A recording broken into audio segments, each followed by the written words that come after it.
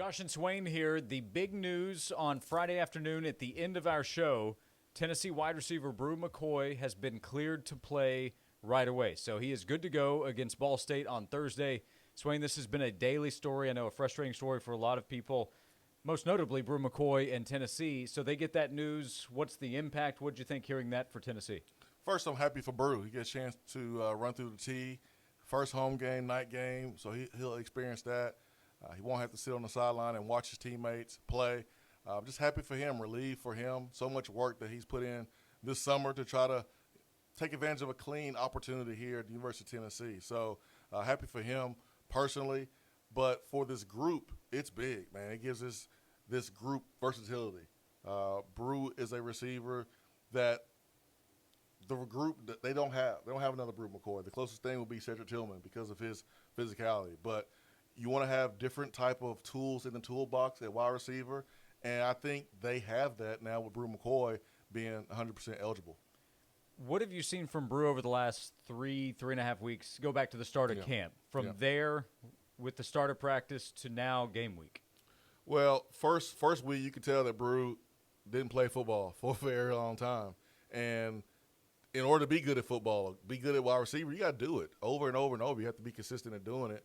And you could tell that Bru hadn't played football in a while. But as the week went along, week number 1, going into week number 2, first scrimmage, you start to see him getting better and better and more comfortable. And by scrimmage 2, he was catching passes, shrugging DBs off, breaking tackles. And I think that's the reason why he's in the mix to be number 1 wide receiver on one of the outside positions. Well, the more you do it, especially when you have his skill set, the better you get, right? So being able to play against Ball State, shouldn't that help him get ready for Pitt and then SEC games beyond that? Oh, because he's going to make mistakes. You know, you're going to make mistakes your first time playing, and so make those mistakes against Ball State. Go to the film, correct them. So now when you go to Pittsburgh, you're that much more sharp. So I know you're wondering, okay, wide receivers, Bru's good to go, Cedric Tillman's coming back, some of this young talent. What does Jayson Swain think about the wide receiver position group overall? So, Swain, what do you think about the group knowing Bru's eligibility? What questions do you still have about the wide receiver position? Well, Cedric Tillman's the only guy that has done it from game 1 all the way up until the end of the season. We saw that last year. So everyone else, they got to get the answers. They got to find some consistency. They got to do it from start to beginning.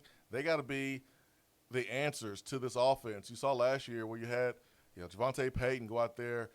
Seemed like he scored a touchdown every game that he played in. But Velus Jones caught 70 balls. Tillman caught 70 balls. So who is going to step up and be kind of that Robin to Batman? Tillman being obviously Batman here. But who else is going to step up and fill those holes?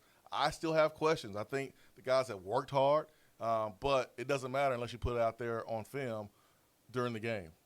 We no longer have to ask the question, though. When will Bru McCoy be cleared? Will he be cleared? That's happened. So Monday we'll be back at noon talking more about Tennessee's wide receiver position, the offense, the team getting ready for Ball State on Thursday. But the news of the day, Tennessee wide receiver Bru McCoy cleared to play the season.